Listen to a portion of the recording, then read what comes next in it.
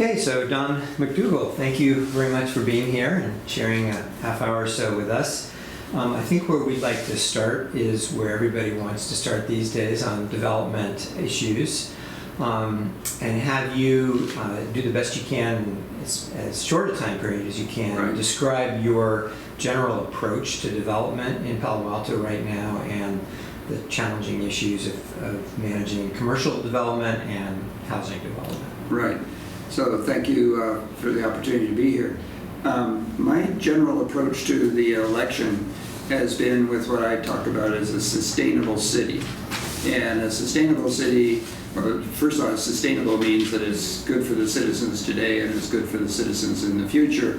And in thinking about that, it's really important that it's today and the future.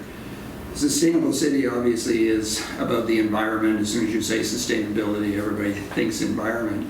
But in fact, sustainable city talks about and means sustainable economy and sustainable for the citizens. And in terms of sustainable economy, I think there's two parts to that. There's the local retail that we want to maintain, and then there's the innovative startups that we have always fostered and entertained and had in the city.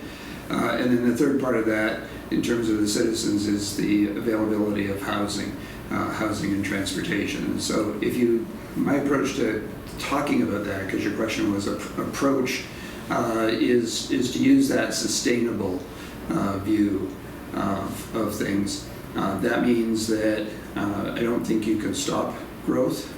Growth is going to happen. I don't think we want to stop growth. My career has been in business. I've been involved with companies that maybe were growing, and then I was typically invited in on a turnaround situation. And if you have a company that's growing and then it starts going down, the turnaround is much harder. And I think we want to try and avoid that in the city, so that because the more you allow the downs, the bigger the downs get, and you end up with oscillations that I don't like. So, and I think are bad for a sustainable city. On the other hand, I think we have to control incredible growth. We can't sustain that. It's not sustainable. It is not sustainable for the citizens. It's not sustainable for the environment if we look at it that way. So maybe that's a long-winded answer to your question. So how would you assess the work of prior city councils at accomplishing what you're describing? How sustainable has the development that we've had in this community been? Well, I think we have some evidence that because we've had sort of partisan growth, no growth kinds of positions, that we have had some oscillations. I would say that we've had periods the recent period we've had little or no growth, particularly in the housing side. And prior to that, there was some evidence that maybe the council allowed too much growth on the business side, and so we have a high ratio of jobs to housing. So I would say where we failed is maintaining that balance. I think it's really important to try and maintain a balance between the business growth you have and the housing growth, and the challenge that's in front of us now is to catch up on the housing side. So how do you maintain that balance if you're dealing with zoning and applications for buildings? Right. You don't have a lot of control over what's developed. Well, you do have control over, you do have some control over what is developed in terms of acceptance, and in fact, whether buildings are accepted and approved, and very seldom do buildings come forward without some opportunity to really discuss it and provide some input from the council, from the ARB, from the Planning and Transportation Commission. They have brakes that they can apply, and in fact, I believe they probably have accelerators they can provide too. What would be an example of a project that the council approved that you feel they should have done more of that with, or that you disagreed with? So I'm not sure that I can tell you about a project that they approved that should have had more control on it. The SurveyMonkey building probably should have had a little more due diligence on it relative to the parking and relative to its location. I think there's more evidence on the other side of an opportunity missed. The Mercedes dealership was well within all of the zoning regulations, and it was turned down. And that's sort of the opposite, where brakes were applied, that maybe it was inappropriate to apply brakes in the case where, $1 million worth of revenue to the city was maybe available without really any disastrous zoning. There's no zoning deviations. In terms of the Lytton Gateway project, the SurveyMonkey building, there was a discussion about having traffic management programs in order to do the trade-off for parking. So do you not feel that that mechanism was effective in that situation? Or? Well, there's obviously some evidence that it was effective, because hearsay, and gee, I wish I had data, because she talked about it a minute ago. Hearsay is that there's a number of those parking places that are available, that's not totally full with parked cars all the time.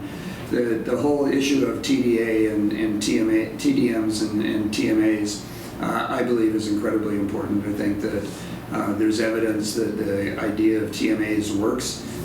It works at Stanford, it works at Emeryville, it works at other places. I think individual TMAs, there are large companies downtown that have a very low percentage of single occupancy vehicles, and so they've implicitly applied their own TMA or TDM, how you want to look at it.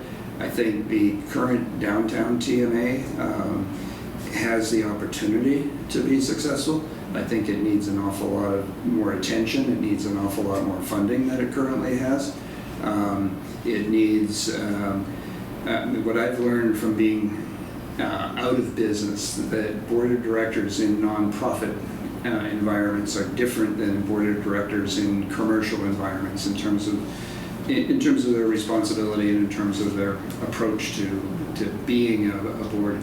I think that board needs beefing up, in terms of more direct council participation, more direct. It should maybe have a Stanford advisor invited, because Stanford's been successful. I think it needs more funding. So I believe that the TMA concept is absolutely workable and can succeed. Mm-hmm.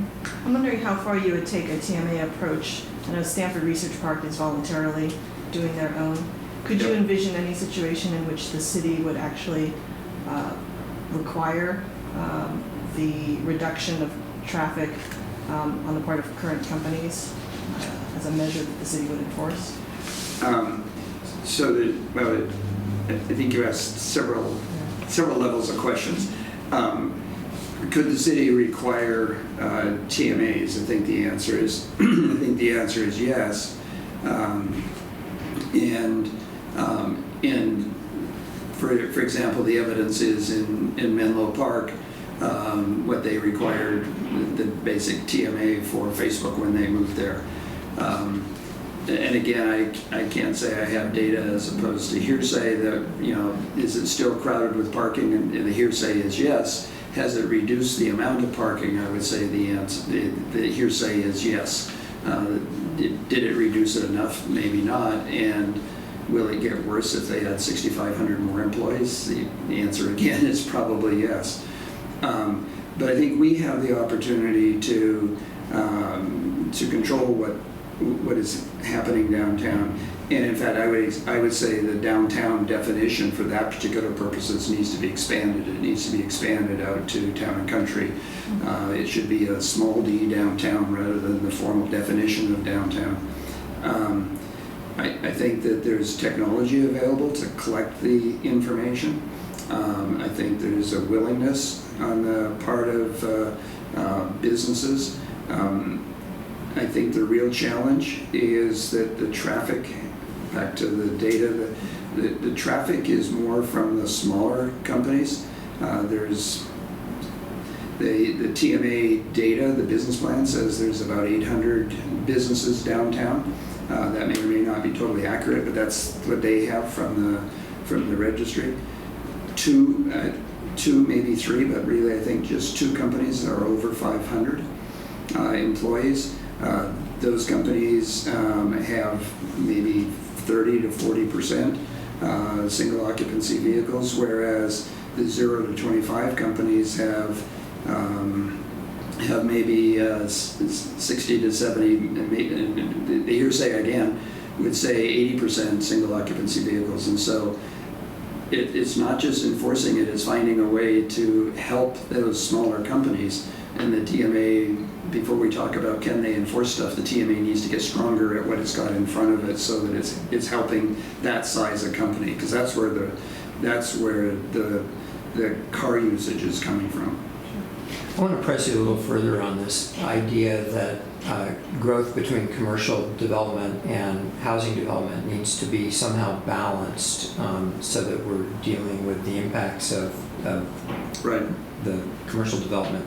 And perhaps use the Olive Garden site as an example of a project that the council approved a few months ago. Right. The zoning permits what was approved for that site. We're getting 13 units of housing and 2 units of below market rate housing, as well as some retail. Is that your vision of good future development for Palo Alto? And if not, what would you have pushed for as different outcome for that project? Well, I think for that project you'd like to have more total housing. I can't draw pictures here, but if you consider that there's a continuum, a straight line, I don't know what the dimensions are, a straight line between homeless housing and mega mansions, let's say. We can't solve the housing problem by just taking one slice of that and fixing that. We have to change the shape of the curve all the way across. And within the shape of that curve, I think we need more of the below market housing. I think 2 out of 13 was too low. That's 10%, 15% maybe. I think more below market housing. In order to get more below market housing as an absolute, forgetting percentages as an absolute, then you have to have more than 13 total. Could you build something? And I think it's the question you started with. It's the question that everybody in the city puts first on the list of what do we care about today? We care about housing. I think if we really care about housing, we need a city council going in that says let's evaluate all options. We've actually taken the position already, I think, on the council you asked about, that there are lots of things that are no, and they're no already. I think if we're going to go forward and we really care about housing, I've been on record of saying maybe there are places where we should go to 5 stories.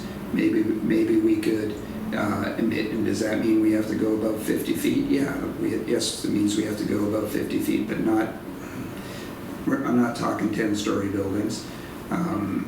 But maybe if we went to 5 stories, we could get 5 below market units in that particular place. Does that get us where you see we need to be? I mean, 2, 5 affordable units. How does that change the character of the community, maintain the character of the community? I don't see how that's going to get us to where most people feel we need to be. Where we need to be in terms of having more housing, you mean? More low income, more housing that affordable.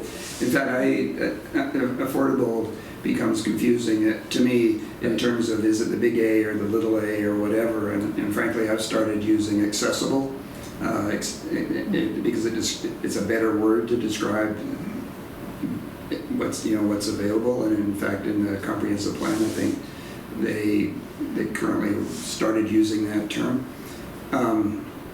No, it doesn't get us there, but I think we need to continue to take every step we can to move towards more accessible housing. So I get that, but let's use what's happening along San Antonio Road in Mountain View as an example. 7-story building. Right. And how is that offering affordable housing? How is that changing the affordability quotient?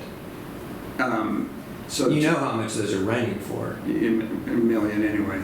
The for sale ones. I'm talking about the rental prices. Right. They're not affordable to the kind of people that we're all talking about, affording places. Right, but maybe the mistake there was not going to 7 stories. I'm not going to. I'm saying we should have that discussion about the height of buildings here in Palo Alto. I'm not saying I'm going to force it one way or the other, but I think we need to have that discussion, because it's not zero number of people in Palo Alto that will say, why don't we build we've got this land, and the land's so valuable, why don't we take more advantage of it? No, my point is that where it has been where that strategy has been used, it hasn't brought down the cost of housing. In fact, as new construction, it's actually as pricey as larger old construction. Well, so there's a couple of things. One is, I don't know the details of what was negotiated for BMR units in Mountain View and San Antonio. Maybe they just needed to have better restrictions or better zoning relative to what percentage of affordable housing needs to be there. Number one. Number two, I know it's not I don't know if it's popular or not. Maybe it is popular. I think the new building that they're talking about is adjacent to that's on the corner of El Camino and Page Mill. Mm-hmm. They're talking about having less than complete parking on the basis of, do you believe that there's a new generation of people who will accept public transportation and so on? I think that's worth exploring, because part of the cost of building a building today is in fact parking. If you can reduce the amount of parking, and if you can believe that people will use different kinds of transportation than cars, they'll use walking, they'll use biking, they'll use scoop and lift and on. And I think we have to have some belief that there's a sea change happening, and accept that, and allow buildings that have less of the overhead expense of parking and other things. I think the other opportunity, something like 0.2% of the building space of the land in Palo Alto is used for mixed use. And I think maybe there should be more deliberate zoning for mixed use, and that would allow a builder to potentially have a more affordable building. The cost of affordable housing is the affordable building in the first place is the challenge. It's the challenge you're pointing out. Right. Do you see the deficit in housing as being equal between accessible housing, which I take it is for like young techs or seniors, and affordable housing? Do you think one is a greater need than the other? Affordable being for service workers, for example. I think it's not a question of balance of numbers. I think it's a balance of, can't think of a better word than desperation, but that's not the right word. The imperative is we want a mixed and diverse community. We want a community that allows a whole range of incomes, a whole range of professions, a whole range of people and cultures that can be here. And I think if you believe my sort of change the shape of the curve instead of it being a straight line, I would totally agree that we need to do more at the bottom end. We need to accommodate teachers. We need to accommodate firefighters. I never quite put policemen on that list, because the policemen I've talked to they're not sure they want their children to live in the same city that they're in. Some of them do, some of them don't. So some policemen, but maybe not all policemen. But dealing with the homeless, dealing with veterans, dealing with disabled, dealing with people that have both mental and physical disabilities, I think that needs to be an important part of what we do. Sitting on the comprehensive plan committee, I would say that the most common citizen speaker we've had has been people to come in and talk about, I have a disabled son, I have a disabled daughter, and I want them to be able to live near me, and there's no way that we can do that. And does that mean not just different buildings, but does that mean ADUs? Does that mean cluster housing? Does that mean shared housing? There's any number of alternatives. They all need to be pursued. Did I answer your question? Yeah, somewhat. So you're hearing an imperative for those who are either extremely low income or in this Right. city low to moderate income, Right. as well as other situations. Right, but changing the shape of the curve, I think you can't say, and therefore we don't build any market rate housing, because if you don't build market rate housing, then market rate buyers will cause price pressure, even if they're not supposed to be in that, if they're even, because there's not necessarily total restrictions for them to go into that lower level, right? And so they'll cause price pressure on the lower part. You need to give them opportunities to participate as well. Okay. A specific zoning question then on the lot 2755 El Camino, the corner lot Yeah. you were just talking about. So there's currently no zoning that would actually allow for 60 units of housing on a half acre. Right. So if you're elected, Or anything else. yeah, anywhere, yeah, It's- six. There is no- density, there is yeah. no zoning. It's FAR It's an empty lot. 201. It's defined as an empty lot. That's true. So how do you think the city in the future should go about zoning for that kind of high density housing? What would you be in favor Well, of? for that particular lot, Well, I mean, in general, if that's the kind of project that you think you would support, then what kind of zoning should be? well, I would support that kind of zoning for that particular lot and for other spaces. If you're going to make zoning that dense, you have to be very careful about where you put it. You can't just simply say, oh, well, let's turn all of El Camino into high density housing. That doesn't work for anybody. I do believe that there are locations downtown that could be considered, and that's a different definition than it's a much Right. narrower definition of downtown. I think there are other places along El Camino where that kind of zoning needs to be considered. Is this conditioned on public transit access, or what would make a particular site? I don't think you can separate. In fact, I was just hearing somebody talk about density of transit, and if you talk about density of transit, immediately you say, density of cars, and that's bad. But if it's not density of cars you're talking about, it's density of transit relative to public transit. You can't separate the density of housing and the density of transit.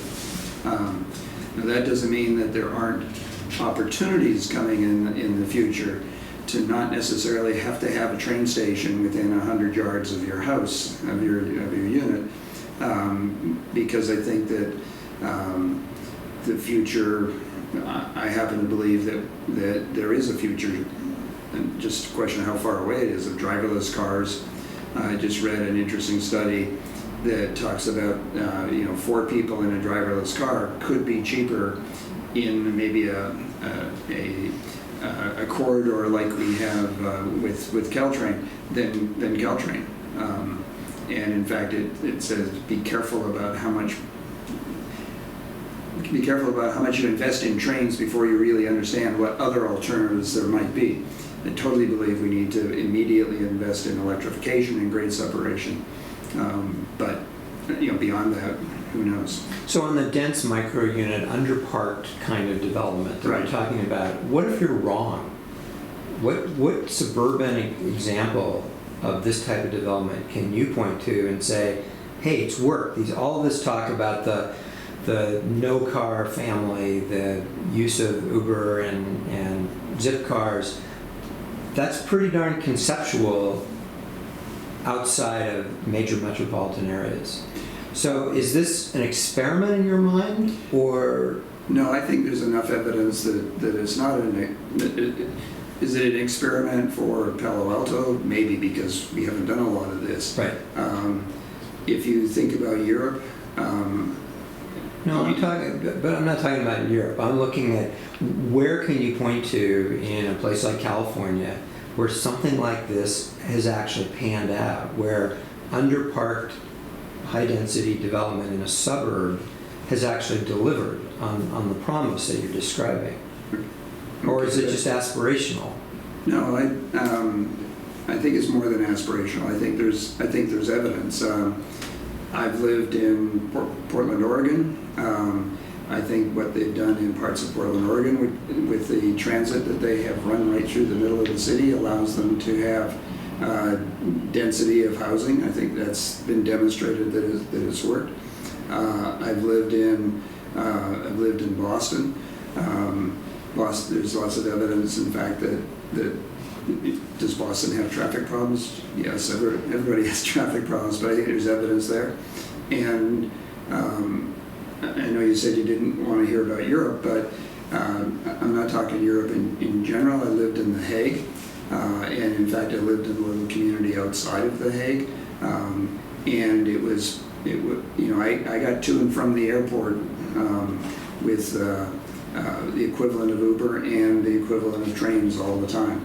If I was at the airport and going north into Amsterdam, it was totally with the trains. I think there's evidence that it's not necessarily the sharing Uber economy, but it was the public transport economy that allowed density of population.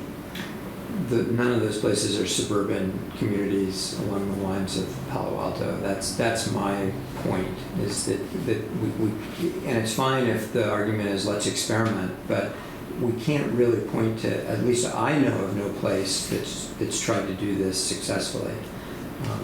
And that's not a reason not to try, but I don't think we can base it on success someplace else. Not in the exact formula you're talking about, but I do believe there's evidence of this kind of facility.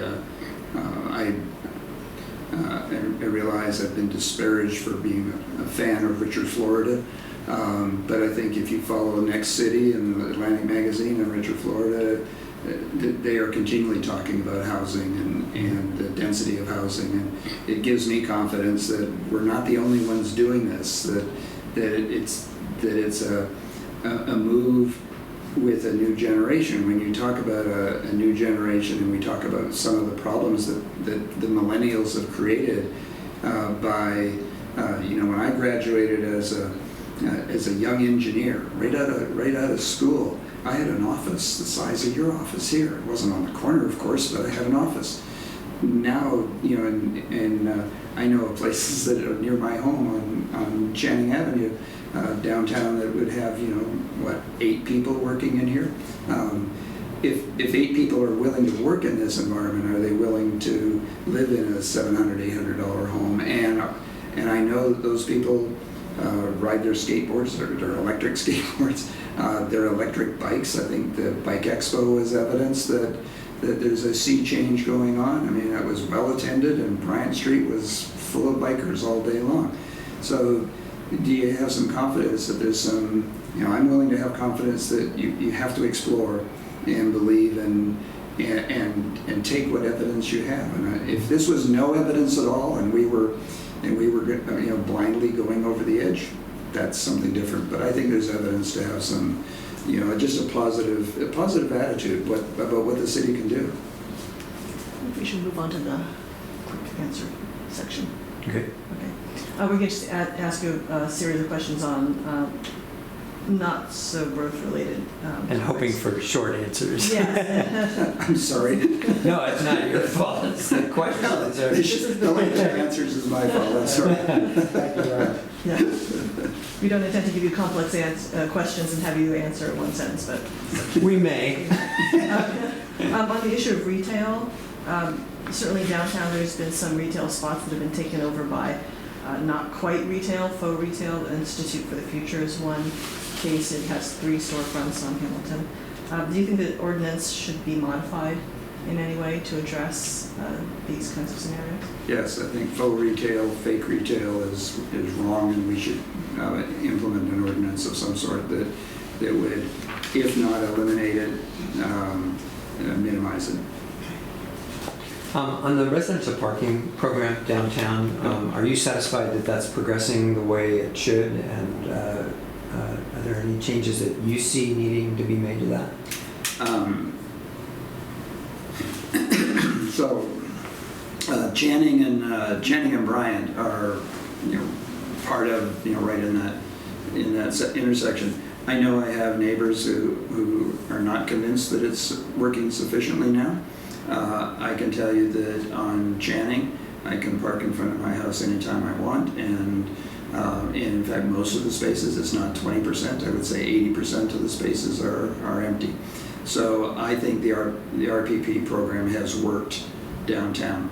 I believe that there might be small tweaks or whatever, but I believe it's worked. The thing that it's done, of course, is then pushed the problem out another level. So now I think the tweak is to see how big that circle is. How far are people willing to ride their skateboards? I've been told that people are riding their bikes and parking a long way away. I'm not sure if that's really the case, but it is a question of how far are you willing to go. I've been told people are parking in Edgewood Plaza and taking a bus in or whatever. If we design that kind of system, that might make a lot of sense. If they're just parking in Edgewood Plaza and using up Edgewood Plaza spots, that's not correct. And for a residential parking program for the California Avenue area, Evergreen Park, Southgate, would you anticipate approaching that any differently? No, I think that there's a difference between what we've done downtown and what they did in College Terrace. But I would say the downtown model seems to have worked. I would say, by the way, that the one thing that I worry about relative to the downtown plan is eliminating the ability for businesses to buy parking spots over time, 10% a year, and it eventually goes away. I think that's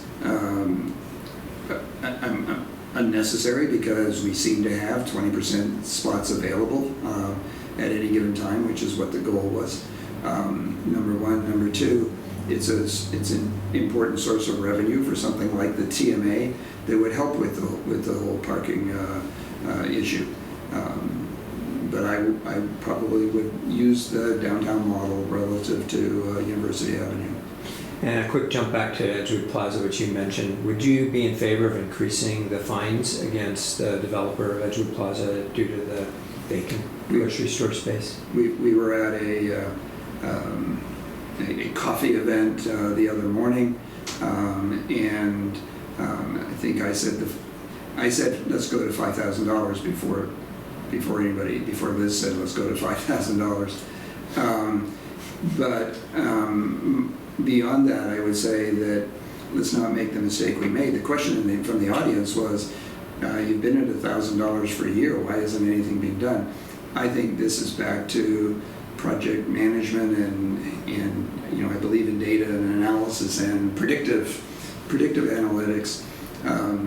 Let's predict that $5,000 might not work, and so let's tell the developer now how quickly are we going to go to 5,500 and how quickly are we going to go to 6,500 or whatever the numbers may be.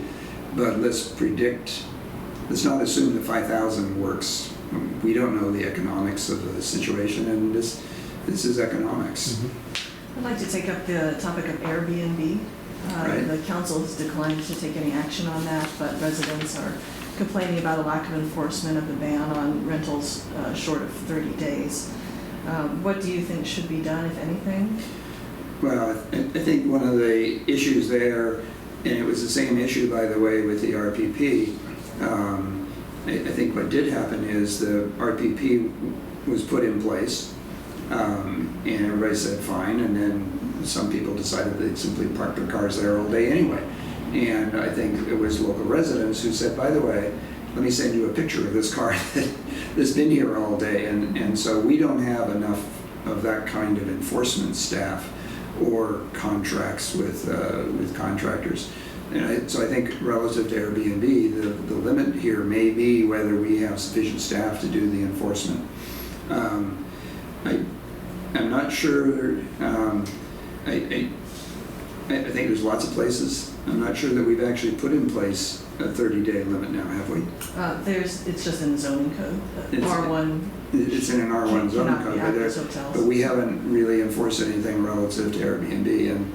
And so, for example, in Carmel, they've been very deliberate about it. They right from the start, and I think that this is a catch-up issue. I think we need to be much more aggressive about it. We need to be much more aggressive about making sure we're collecting whatever taxes are appropriate.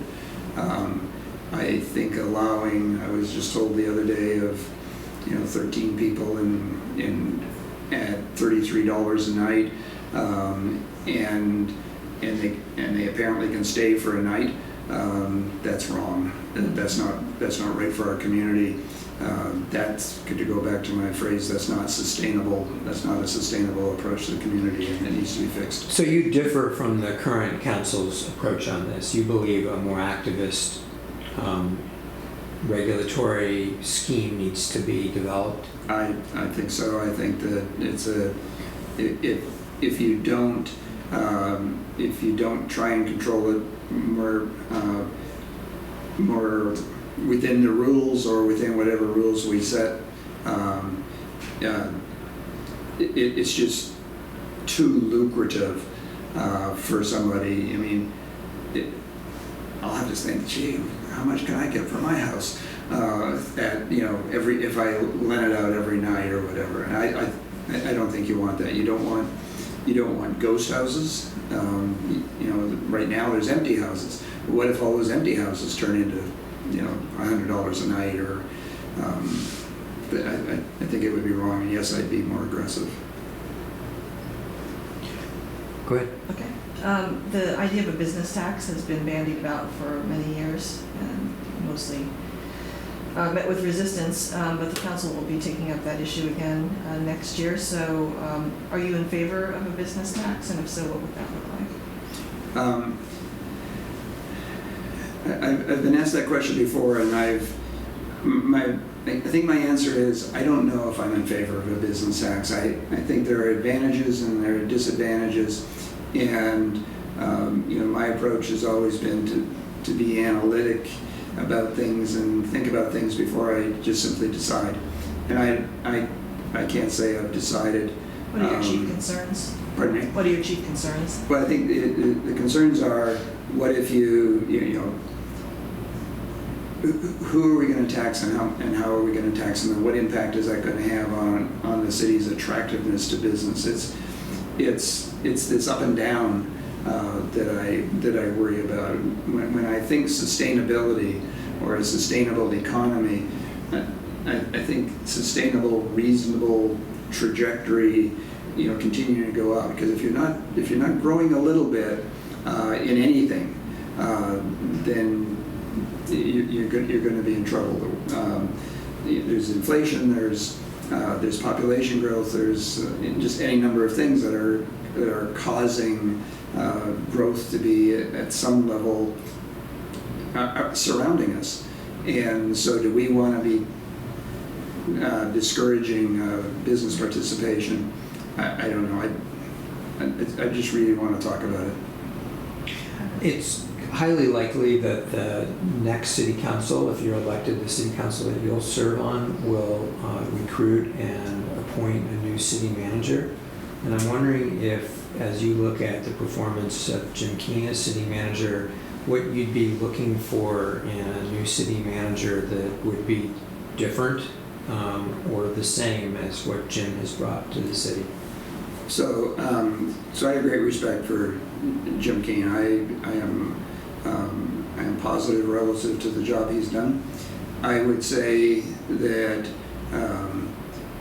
that we are missing we're missing a piece, and I'm not sure exactly what you call it. I'll call it a project manager, but it's not quite that. In Edgewood Plaza, with the grocery store missing, we agreed to certain conditions, and the builder had to put in a grocery store. And once he put in the grocery store, that was sort of considered that that's all done. I think that understanding that it wasn't all done because it was at a sustainable grocery store or whatever, and so is that Jim Keene's personal job, or does he need a slightly different structure under him that would have some follow through and maybe even some, whether it's predictive analytics using a supercomputer or whether it's just predictive thinking about what would happen. And I think there's other things, even the implementation of the CAC, the Comprehensive Plan Commission. It should have been possible to project plan that. It's been a good process because we've listened to so many people. It's been an awful process because it's been slow and there's been iterations. It's all been done within the Brown Act, and that's part of the noticing of meetings and so on that makes it difficult. But maybe it could have been project managed better. So I'm not exactly sure what that role would be, but I'd like to see a structure that included, maybe it's just simply a ombudsman that looks after the interests of the citizens and anticipates what the problems might be. Are you going to anticipate everything all the time? No. But a job that could do that could help. Okay, Don McDougall, thank you very much for coming in. Well, thank you.